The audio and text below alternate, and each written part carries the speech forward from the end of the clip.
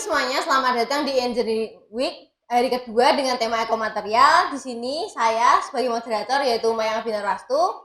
Dan untuk memulai acara pada pagi hari ini, kita akan memulai dengan doa. Doa akan dipimpin oleh Vincent.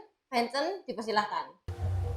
Baik teman-teman, sebelum acara dimulai lebih baik kita berdoa terlebih dahulu. Doa akan saya pimpin secara islami, yang lain mohon pencerahannya.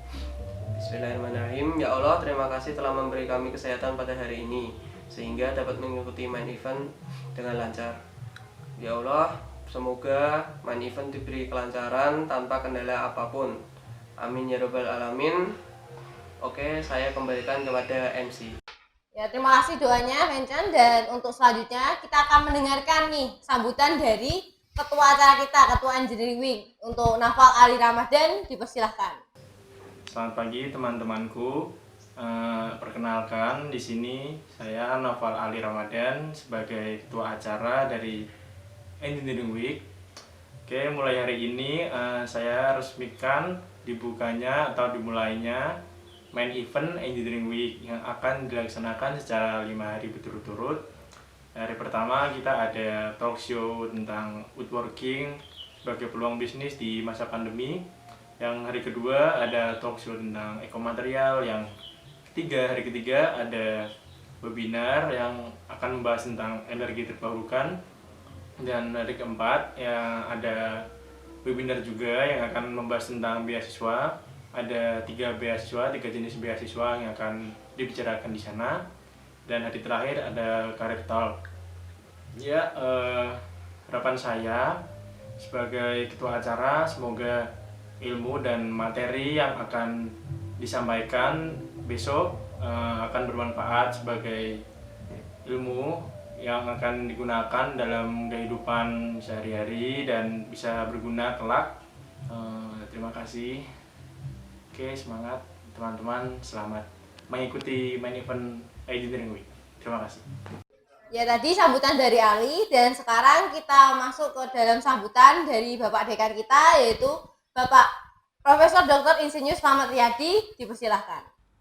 Ya, selamat bertemu lagi para mahasiswa Fakultas Teknik, baik mahasiswa baru maupun mahasiswa yang sudah lama di sini atau kakak-kakak kelas Anda, ya.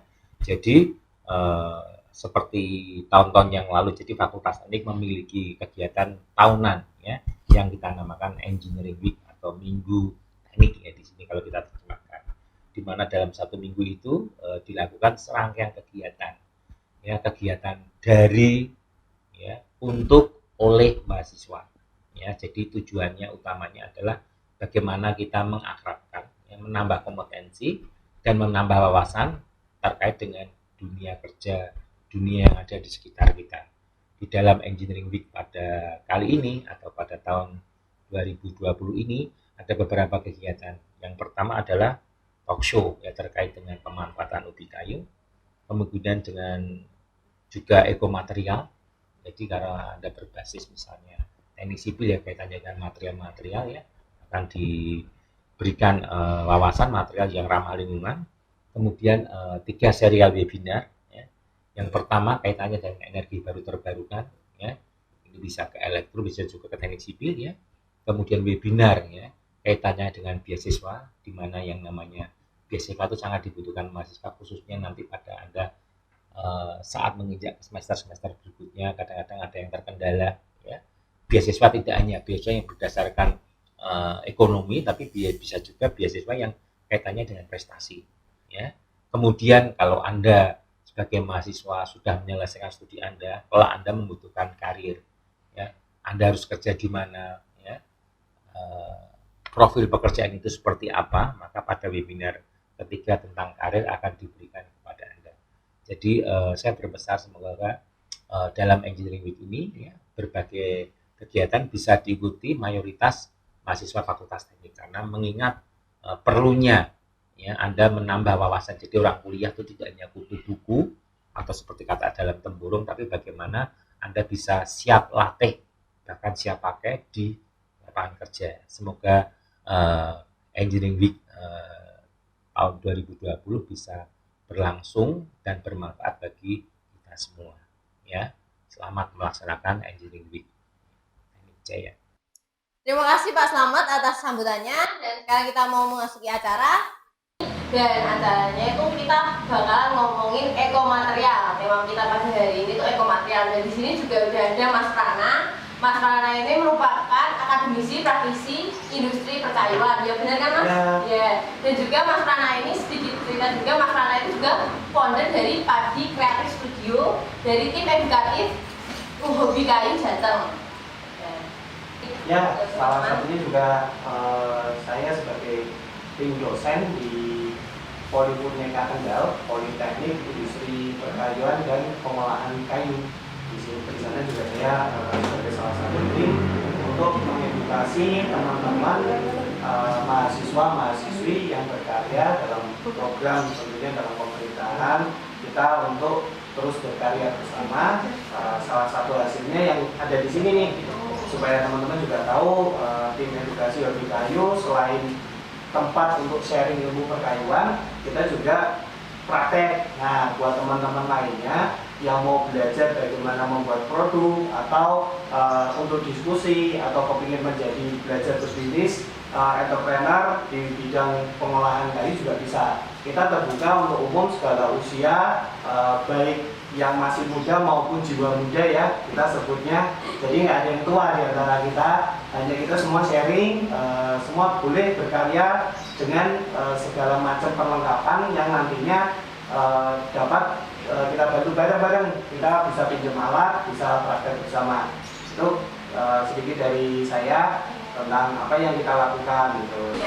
Ya tadi kan udah dijelasin sedikit tentang hobi kayu itu seperti apa, di dalamnya itu kita bakal ngapain. Dan karena tema pada hari ini tuh ekomaterial, kita mau tanya nih ke Mas Prana, ekomaterial itu apa sih Mas? Bisa dijelaskan ke teman-teman nggak sih? Oke. Jadi buat teman-teman, kita ngomongin ekomaterial itu bukan berarti barang yang ekonomis ya. Dari kata eko itu lebih ke alam. Jadi kalau material sendiri itu adalah bahan. Jadi ekomaterial itu salah satunya adalah bahan yang menunjang kita untuk melakukan siklus kehidupan dan berguna untuk kehidupan kita dan ramah akan lingkungan sendiri. Itu yang dimaksud dengan ekomaterial. Jadi dalam penjelasannya Halada dan Yamamoto di dalam bukunya, dalam penelitiannya menerangkan bahwa ekomaterial sendiri itu segala macam bentuk material yang digunakan oleh manusia sebagai meneruskan siklus kehidupan.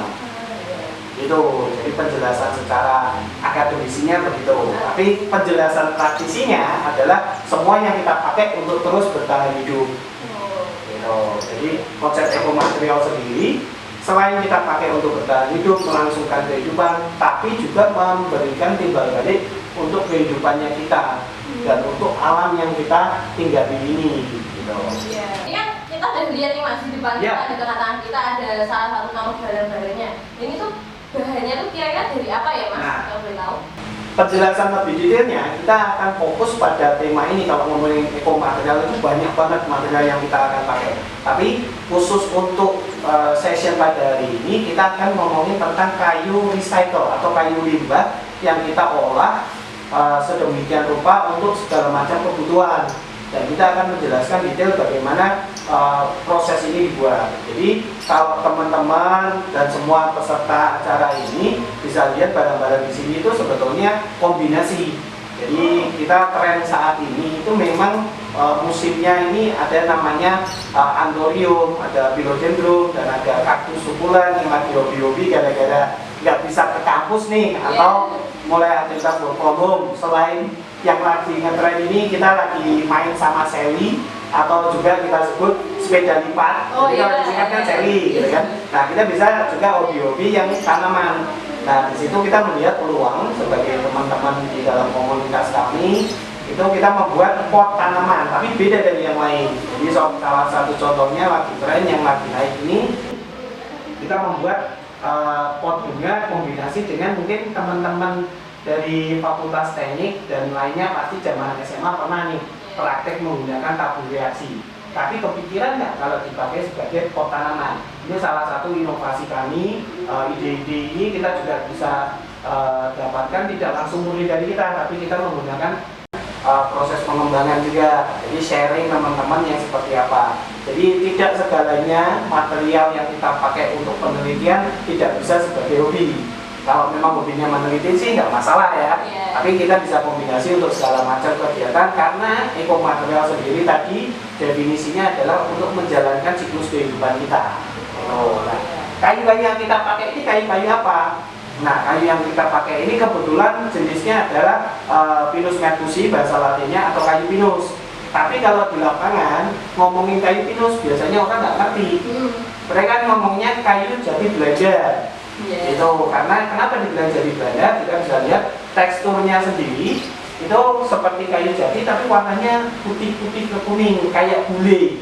Cantik warnanya. Nah, bule itu kan biasanya kalau dalam bahasa Jawa itu dipanggilnya londo dari Belanda. Yang lebih unik lagi karena ngomongnya itu kepanjangan, jadinya dibilang kayu janda, singkatan dari jati Belanda. Nah, selain kayu-kayu ini, kita juga sebetulnya di Indonesia punya 136 jenis sub kayu. Jadi ada ilmunya sendiri gitu. Untuk material yang kita pakai khusus kayu sendiri itu banyak sekali yang bisa dipakai digunakan selain untuk furniture, bahkan untuk pensil, untuk perlengkapan handicraft, ukir dan segala macam itu punya karakter masing-masing. Nah, tetapi kenapa kita pakai kayu jati Belanda ini? Sebetulnya karena kita mau mengolah limbah. Nah, kayu-kayu yang kita pakai ini bukan kayu-kayu yang kita impor secara langsung. Tapi barang-barang ini ada karena sebagai kemasan packing atau kemasan palet.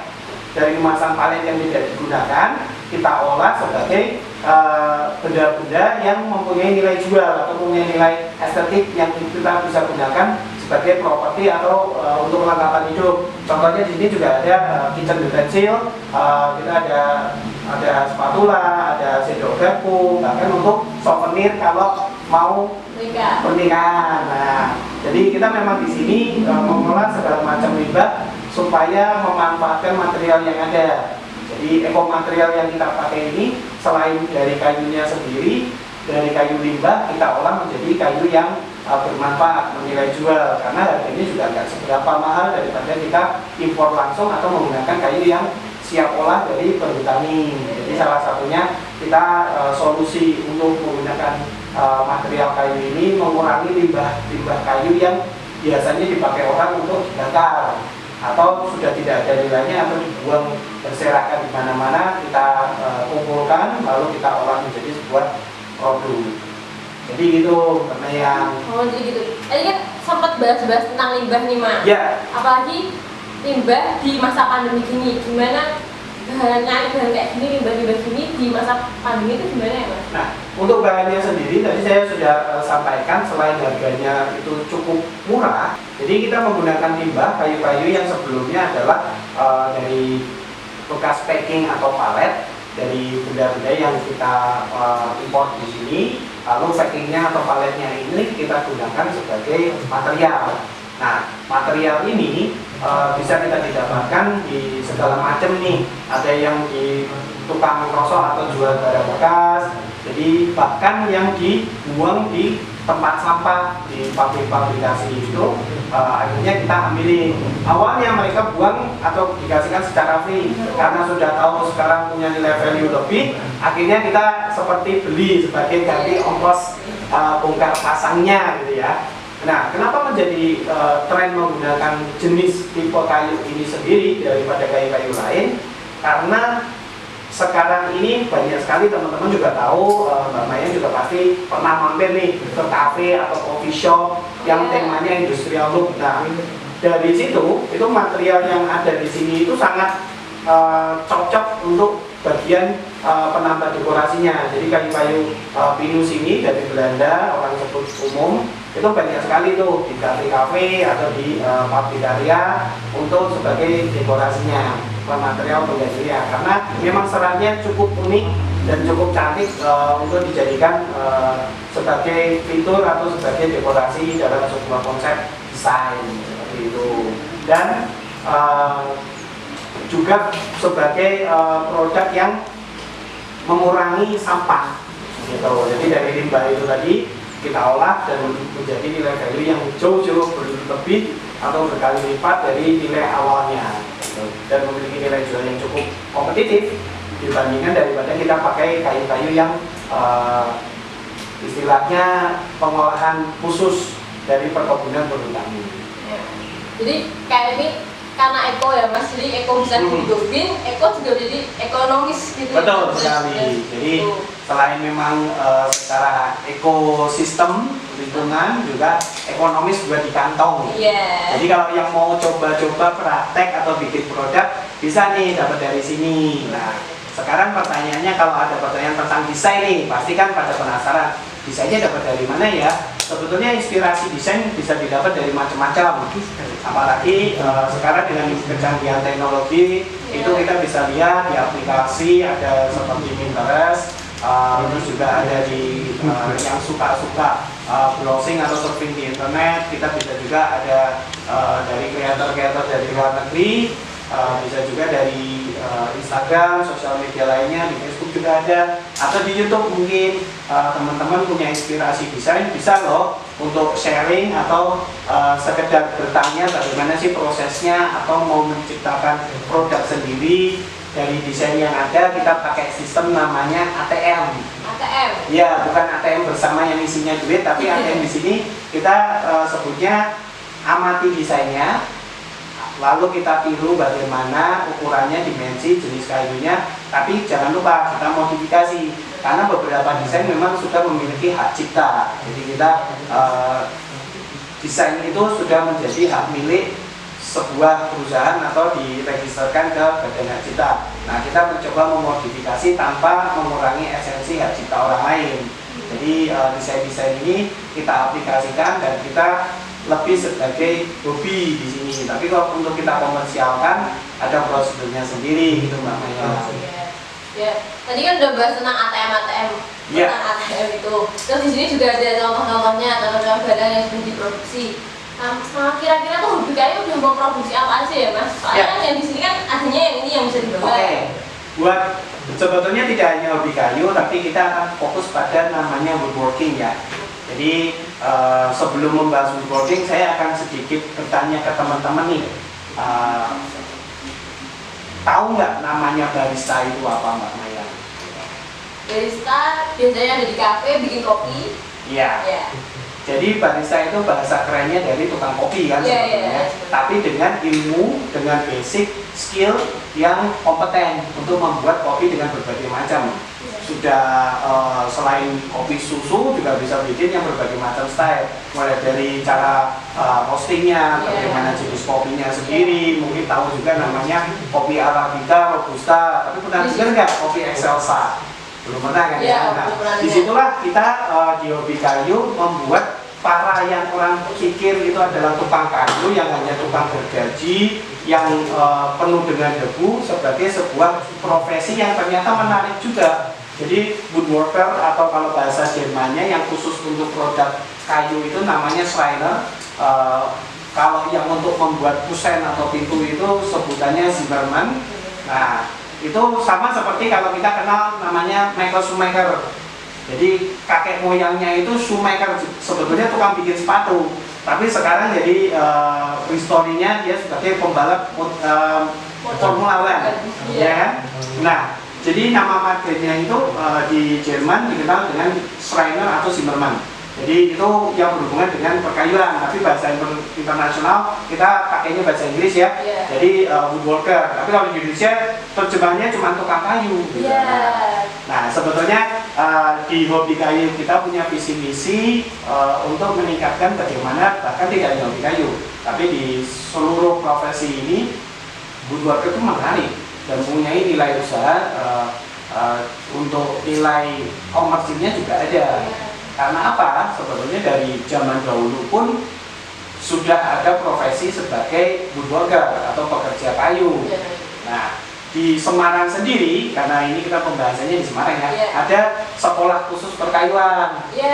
Itu kalau yang tahu stasiun Poncol di depannya ada SMK PIKA, itu untuk setara dengan kejuruan dan juga vokasinya juga ada. Bahkan pemerintah mendukung dengan adanya sekolah vokasi di universitas lain, dan juga yang saya sebagai salah satu dosennya di Politeknik Kendal. Nah, di situ kita memberikan edukasi bagaimana menjadi profesi woodworker yang baik secara formal.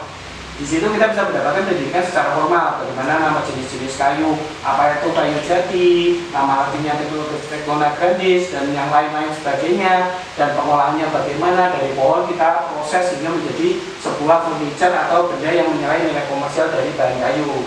Tidak hanya itu, kita juga perlu meningkatkan desainnya, kita kombinasi dengan material-material lainnya seperti bahan baku plastik atau alternatif lainnya, dan material finishing yang tentu saja ramah lingkungan sekarang ini. Nah, hobi kayu itu memfasilitasi, atau sebenarnya tidak hanya hobi kayu, segala macam komunitas pasti memfasilitasi teman-teman yang tidak ada kesempatan atau yang kurang beruntung mendapatkan pendidikan formal. Jadi di sini kita memberikan forum terbuka. Sebetulnya kita pun sendiri berawal dari sebuah channel YouTube, bisa teman-teman cek di YouTube, dan sosial media lainnya juga ada grup kita. Itu untuk tempat sharing, dan akhirnya kita bertekad untuk membuat tim edukasi. Salah satu anggotanya juga saya, memberikan edukasi yang baik dan benar kepada teman-teman supaya tidak ada salah persepsi atau tidak ada lagi perbedaan bahasa atau istilah atau segala macam teknik, karena memang budaya perkayuan sendiri tidak akan jauh dari mata kita memandang. Boleh dicek di sekitar teman-teman apakah ada produk yang berhubungan dengan kayu, pasti tidak jauh dari mata memandang, pasti ada dimanapun Anda berada. Bahkan di tengah hutan pun, kalau yang hobi jalan-jalan atau trekking naik gunung, itu tempat di pos-pos itu biasanya ada tempat duduk yang juga dibuat dari kayu, ya kan, terutama. Nah, dimanapun Anda berada, Anda pasti akan mendapatkan sebuah hasil yang diciptakan oleh profesi ini sebetulnya, gitu. Tadi kan udah dijelasin konsepnya, konsep luasnya seperti apa nih Mas. Jadi mau tahu nih Mas, ide awal dari ini semua ini apa sih Mas? Jadi memang inspirasi, ide, dan juga kenapa kita berkumpul di sini sebetulnya kita itu hidup di negara atau di daerah tropis, yang dimana menghasilkan banyak sekali jenis-jenis kayu yang saya sudah sampaikan tadi. Ada ratusan kayu yang teridentifikasi, dan yang tidak teridentifikasi itu masih banyak sekali ternyata. Nah, makanya kita bersyukur kita punya sumber daya alam yang melimpah untuk ekomaterial ini. Nah, sebenarnya ekomaterial pun tidak hanya kayu, ada berbagai macam. Jadi ada juga bambu, ada juga benda-benda atau material lainnya yang bisa kita olah, mulai dari pasir, dan juga material lainnya seperti sumber daya alam yang bisa kita olah selain yang kita miliki sepenuhnya, gitu. Ini kan semuanya bahannya ini kan ekomaterial ya Mas. Kenapa pilih ekomaterial dibandingkan bahan yang lain? Keuntungannya apa sih Mas? Iya, jadi memang kenapa kita ekomaterial itu kan kita tadi sudah saya jelaskan gampang sekali dapatnya dibandingkan dengan negara-negara lain atau daerah lain yang untuk minum saja susah. Jadi sebenarnya kita adalah negara yang kaya raya, dan bagaimana kita bisa mengolah. Apalagi produk-produk ekomaterial itu gampang sekali kita dapatkan di Indonesia terutama, tidak hanya di Pulau Jawa ya. Jadi dimanapun kita berada itu semua ekomaterial sebenarnya ada, gitu. Contohnya apa? Jadi kalau kita misalnya susah mendapatkan air minum karena kandungan air yang mungkin kotor, pasti deh teman-teman pernah diajarkan di zaman sekolah dasar atau mungkin di SMP atau di SMA praktek bagaimana filtrasi air, dimana kita disuruh untuk mempraktekkan air kotor terus dengan menggunakan ekomaterial. Nah, itu salah satunya contohnya pakai batu, susunan batu, terus kerikil, terus kita kasih pasir, ada pakai hijau atau sabut kelapa gitu kan, terus dikasih pasir lagi yang berlapis-lapis. Itu salah satu metode bagaimana kita untuk survive atau bertahan hidup menggunakan ekomaterial, gitu. Dan banyak sekali contoh-contoh yang sebetulnya sudah kita lakukan sehari-hari tapi kita tidak sadar. Kenapa? Karena kita sekarang dimanjakan dengan teknologi, apalagi kalau makan sekarang tinggal pesan online udah langsung datang, langsung cepat. Tapi apakah teknologi itu mempengaruhi ekomaterial ini sendiri? Kita harus waspada nih, keadaan kondisi kita ini terkadang material-material yang bisa kita pakai secara mungkin seperti tanaman herbal atau yang ada di depan saya ini, yang dulunya nggak bernilai sekarang jadi barang buruan para kolektor gitu.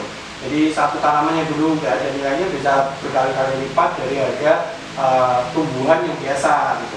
Terus pernah kita juga masa-masa di mana orang sekarang ini yang dari tanaman yang tidak ada penelitiannya belum jelas, sekarang sudah diteliti dan menghasilkan ekstrak-ekstrak tumbuhan atau tanaman herbal itu mempunyai nilai yang lebih. Nah, budaya ini, pola hidup manusia yang sekarang sadar akan menggunakan ekomaterial atau bahan-bahan yang eco-friendly atau ramah lingkungan, itu menyebabkan kita harus berani mengolah atau membuat produk yang sustainable atau untuk kelanjutan berkala. Jadi kehidupan kita kan nggak sekarang ini.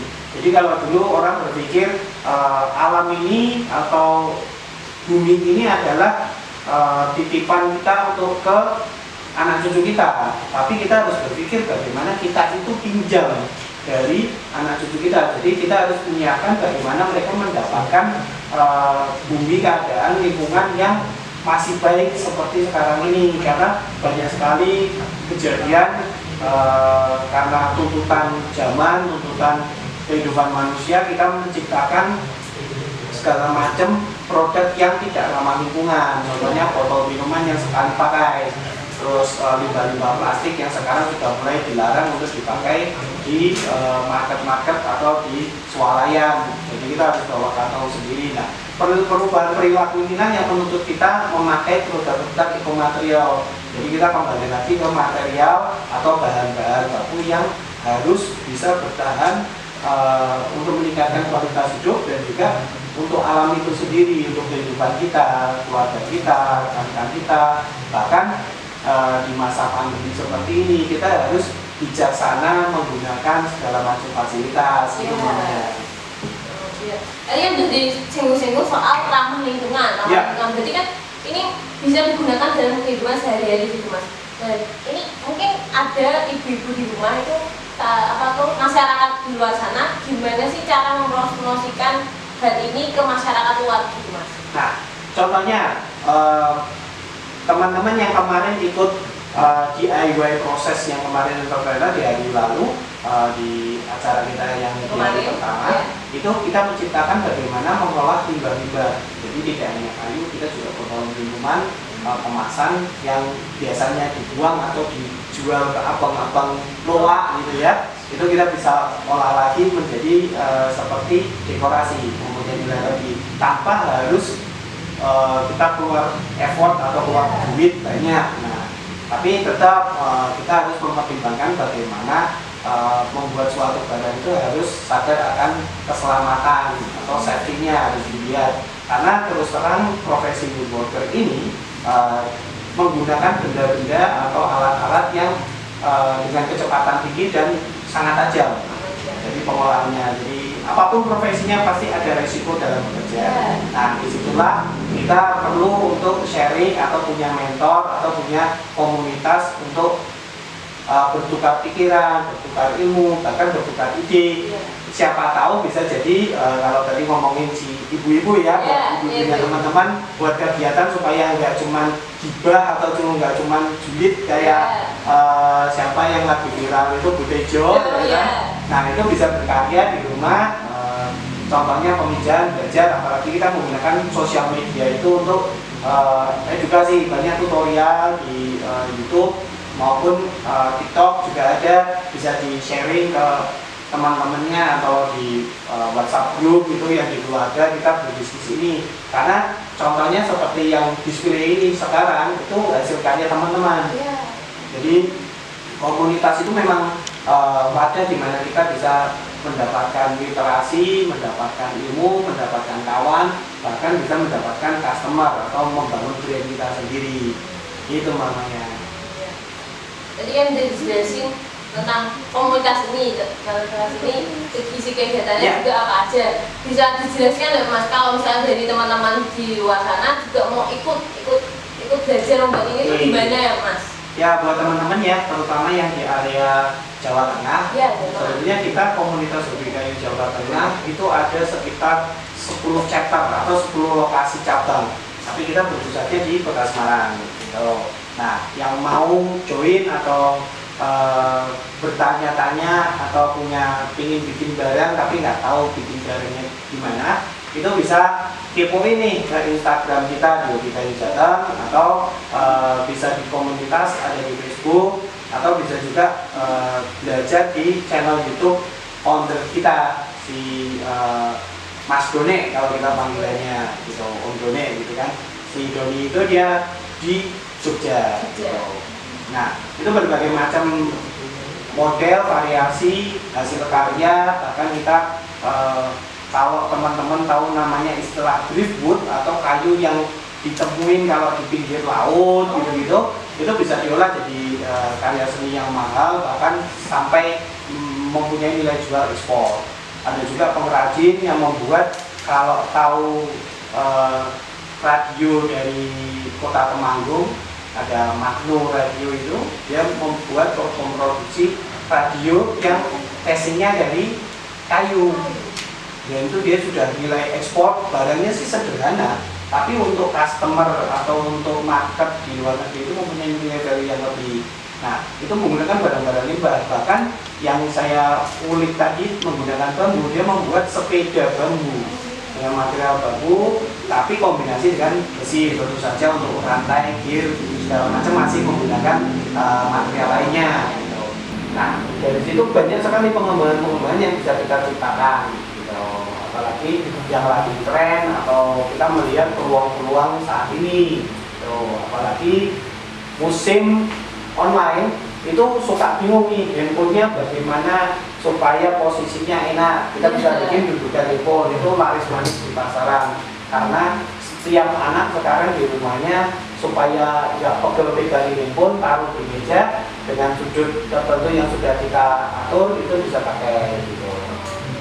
Tadi kan dari awal udah jelasin banyak material yang bisa dipakai, apalagi di Indonesia banyak sekali material yang bisa dimanfaatkan, dikembangkan. Ya. Aku penasaran nih Mas, mungkin ada material yang susah untuk diolah, itu kayak tantangan buat ngolah material ini ada nggak sih Mas? Ya.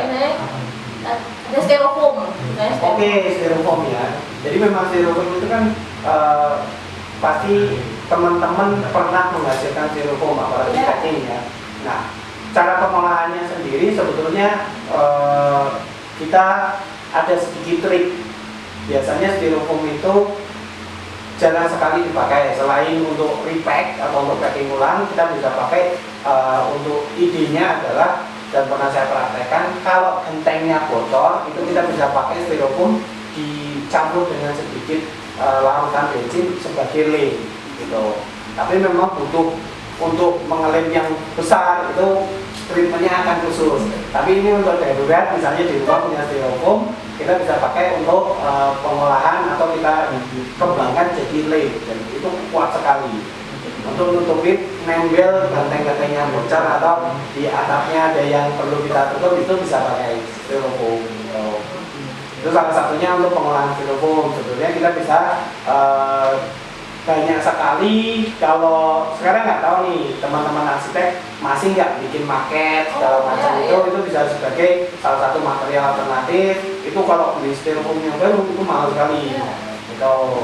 Dan kita bisa pakai juga ini styrofoam sebagai salah satu bahan untuk kedap suara. Kalau mempunyai yang banyak banget ya kuantitinya, kita bisa pakai untuk ruangan studio, kita cover dengan adanya styrofoam, itu membantu untuk menjaga suara tetap di dalam ruangan untuk kedap untuk studio misalkan.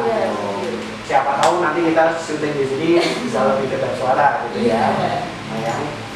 Terus ada lagi yang lainnya mungkin dari pertanyaan yang sudah kita terima? Itu sih Mas ya. tantangan di pandemi gini tuh masih bisa jalan atau enggak, atau mungkin ada platform yang bisa dijadikan kita belajar dari rumah buat bikin ini sendiri gitu Mas. Jadi mungkin di hari kemarin yang sudah mengikuti itu kan kita bikin bareng ya. Iya.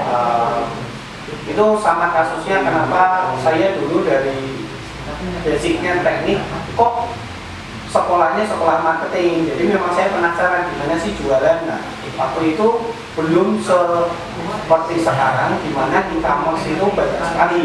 Jadi kita bisa melihat macam-macam ya. Kalau saya sebagai mungkin ada Tokopedia, Bukalapak, ada Shopee gitu. Dan promonya itu sungguh-sungguh menggiurkan gitu kan. Nah, dari situ kita belajar bagaimana kita perlu adanya place atau tempat untuk jualan, baik offline maupun online. Nah, kalau kita mau jualan online, kita harus tahu nih bagaimana mekanisme supaya mendapatkan pembeli. Nah, tapi itu adalah salah satu terobosan terutama di masa pandemi. Sekarang semua sudah belanja online, makan pun jajan pun bisa online gitu kan.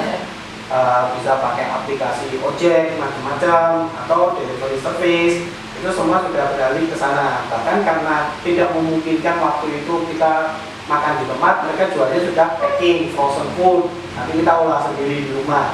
Jadi sama konsep ini pun kita bisa ciptakan produk-produk yang dimana menuntut seperti salah satu brand itu IKEA, kalau orang Indonesia bilang itu kita harus rakit sendiri. Jadi kita beli sudah dikasih ovennya, dikasih kunci L, kita suruh rakit sendiri. Jadi itu malah menjadi sebuah terobosan atau sebuah edukasi untuk customer gitu. Bahkan kalau yang hobi main gundam plastik atau plastik model itu kita memang disuruh merakit sendiri apa yang kita mau gitu.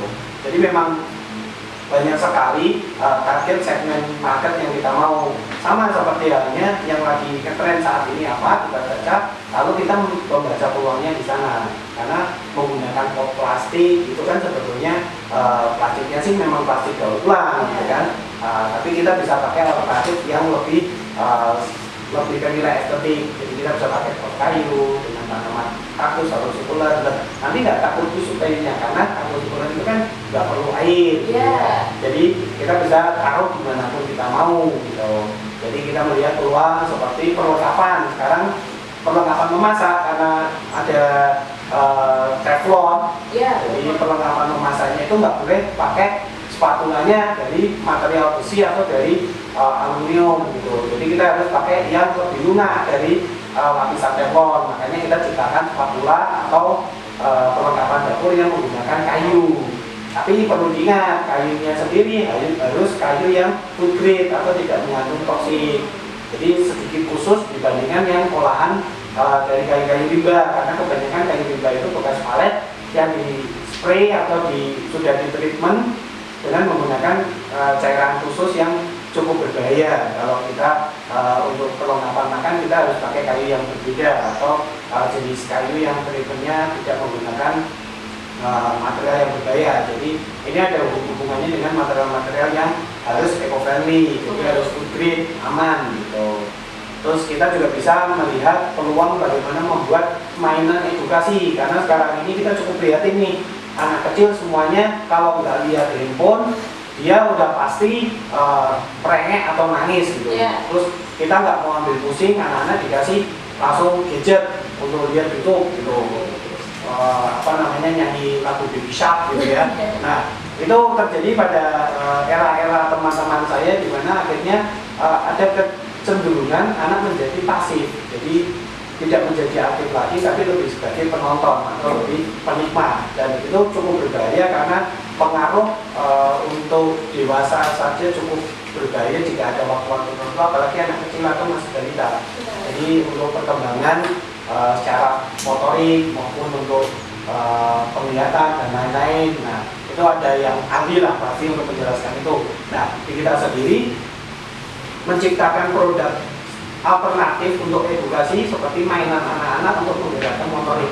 Dan tapi perlu diingat material yang dipakai harus sudah standar SNI. Hasilnya yang diciptakan juga sudah standar SNI karena yang pakai balita harus non toksik atau bebas dari bahan-bahan kimia. Itu namanya. Selama perjalanan bikin ini tuh ada persiapan awalnya tuh apa sih Mas? Kalau boleh tahu? Persiapan ya. Pertama memang untuk pemula kita perlu tahu dulu passion. Jadi kita punya keinginan bikin ini itu berdasarkan keinginan untuk berbisnis atau untuk membuat produk atau untuk memasarkan produk. Jadi kita harus tahu dulu nih.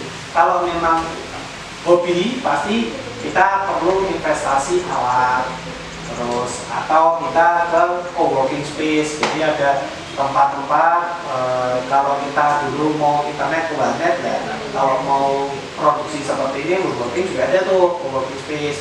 Kebetulan Hobi Kayu Jateng dan teman-teman di Hobi Kayu punya tempat namanya Workspace. Itu bisa mampir ke sana. Kalau mau lebih tahu detail bisa dilihat di Instagramnya ya. Terus kalau yang untuk tadi selain hobi mau memulai usaha itu banyak sekali yang perlu dipersiapkan, mulai dari legalitas, terus bagaimana memasarkan produk itu. Terus untuk teman-teman sendiri yang mungkin sebagai maklar atau mau memasarkan saja karena kondisinya sekarang masih fokus sambil kuliah, itu bisa main-main atau lihat di forum. Kemungkinan banyak sekali teman-teman yang bisa bikin barangnya atau konsultasi. Nah dari ketiga passion itu bisa mencari namanya mentor atau tempat untuk sharing, untuk ketemu, untuk membahas, untuk diskusi. Sekarang pun tidak harus tatap muka, kita bisa online. Kebetulan saya juga siap membantu teman-teman kalau memang mau belajar, gitu kan. Bisa dari message di Instagram saya atau di manapun forumnya, dari teman-teman panitia juga bisa, atau nanti kalau ada penggiat kita bisa bikin acara kalau memungkinkan kita untuk DIY lagi seperti kemarin dan produksinya bisa dibawa pulang gitu. Jadi kita bisa meluapkan atau menuntaskan segala macam keinginan ya kan, sebagai stress release juga. Jadi sebagai obat stres di mana kita bisa mengkreasi, memproduksi barang sesuai dengan hobi kita. Jadi produk-produk ini masih sangat sedikit menurut saya, banyak macam sekali yang bisa dibuat dengan segala macam material, bahkan bisa dikombinasi. Mungkin yang hobi untuk merajut makam atau untuk dekorasi lainnya untuk menghias ruangan, apalagi tren sekarang, tren estetik ala-ala drama Korea, di mana ruangannya itu serba minimalis dan warna-warna yang hangat. Itu cocok sekali untuk teman-teman yang di perantauan yang jauh dari rumah, jadi masih bisa online kelas. Kita juga punya suasana yang hangat di dalam. Nah itu ada tren-tren yang dimana kita terus beradaptasi. Nah, untuk teman-teman yang membuka peluang usaha itu, kita juga harus nih tahu market kita, segmen kita siapa, pasar kita siapa, terus kita menentukan bagaimana kita mulai dari mana dulu, uji coba pasar, dan siap-siap harus perlu ketekunan. Jadi nggak bisa kita bisnis itu hanya 1 bulan, 2 bulan, 3 bulan. Kita perlu pelajari, beradaptasi, trial and error, berkembang terus sampai 3 tahun mungkin baru kita evaluasi bagaimana proses berjalannya bisnis usaha kita, baik yang skala kecil maupun yang sudah produksi sendiri maupun punya rekanan atau sebagai maklar tadi saya sebut atau reseller zaman sekarang kan gitu. Jadi banyak sekali cara-cara kita untuk memulai usaha. Nah, pasti ada pertanyaan lagi nih tentang kendala-kendalanya bagaimana, apa yang dihadapi, apalagi di masa pandemi ini. Nah, kita harus tetap konsisten. Pertama yang paling penting konsisten bagaimana mempromosikan produk kita ke tepat sasaran. Jadi tanpa harus kita menghitung algoritma di Instagram atau pakai hashtag segala macam itu, yang penting kita konsisten, kita tawarkan mulai dari salah satu contohnya adalah semua kontak yang ada di handphone kita, di gadget kita coba kontak, kita tawarkan. Siapa tahu ada yang nyantol gitu, atau minimal ada yang tanya-tanya harga dulu deh, gitu. Bisikin harganya dong, gitu. Biasanya kan seperti itu. Mulai dari itu kita nanti akan belajar interaksi, kita akan berinteraksi dengan calon pembeli kita, calon customer kita, walaupun belum tentu beli, gitu. Ada juga yang bilang oh aku tertarik dong tapi kasih harga temen gitu kan. Nah kalau minta harga temen berarti harganya lebih mahal karena temen kan saling menolong gitu ya. Kalau mau minta harga murah berarti ngomong aja minta harga diskon gitu. Jadi ngomongin tentang harga ya, jadi kita bisa aja kasih diskon dengan beberapa metode ya, promo-promo itu, apalagi sekarang kan kita harus gratis ongkir istilahnya. Nah itu banyak sekali yang bisa kita pelajari dari itu. Makanya salah satu faktornya penguatnya kita kenapa menggunakan ekomaterial, kelebihannya apa ya, kita menggunakan produk-produk yang bisa recycle atau bisa digunakan kembali. Jadi bukan yang renew atau barang-barang yang diciptakan lagi, tapi kita mengolah barang yang sudah ada untuk menjadikan dia produk yang mempunyai nilai lebih. Itulah fungsi ekomaterial. Jadi secara kompetitif maupun untuk publikasi kita menggunakan misalnya yang ekomaterial itu ada definisi yang sudah saya jelaskan di awal. Gitu. Itu umpamanya. Tadi kan dari awal kan kita udah bicara tentang ekomaterial seperti apa, terus cara pengolahan limbahnya kita juga udah seperti apa, terus tadi juga ada bahas bisnis-bisnis kecil-kecilan sedikit. Nah, ini buat merangkum semuanya nih Mas, bisa nggak Mas kasih pesan buat teman-teman kita yang mau mulai belajar tentang hal ini? Ya, buat teman-teman kita bersyukur ya tinggal di sebuah daerah atau negara atau wilayah di mana kita memiliki sumber daya alam yang sangat berlimpah. Bagaimana kita tidak terlena dengan adanya material-material atau kenyamanan yang ada dengan teknologi yang ada, tapi kita bisa memanfaatkan nilai yang lebih. Saya yakin teman-teman berapapun usia Anda, tapi saya yakin jiwa kreativitas, inspirasi Anda bisa menjadikan sebagai inspirasi bagi kawan-kawan yang lainnya untuk terus berkembang, untuk maju, dan jangan pernah berhenti untuk terus berkarya apapun passion Anda.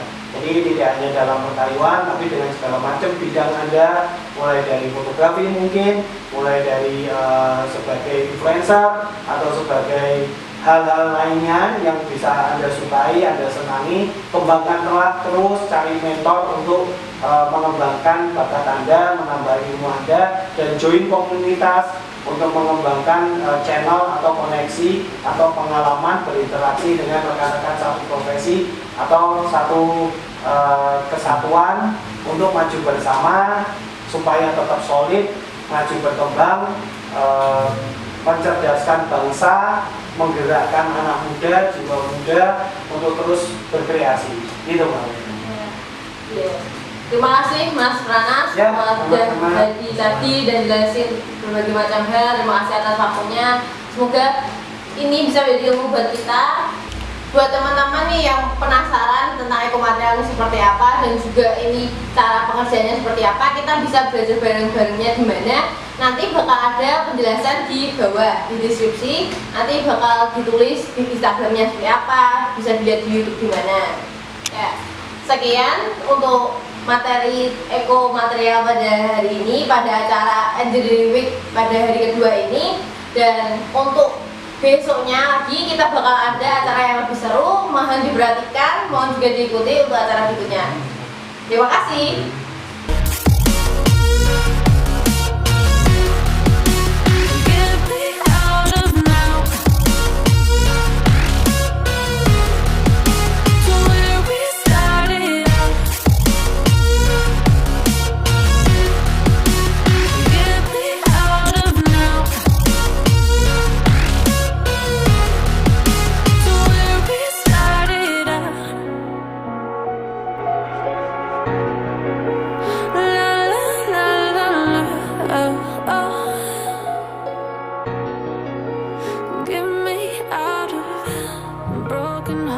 And starting fights, turning truth to lies.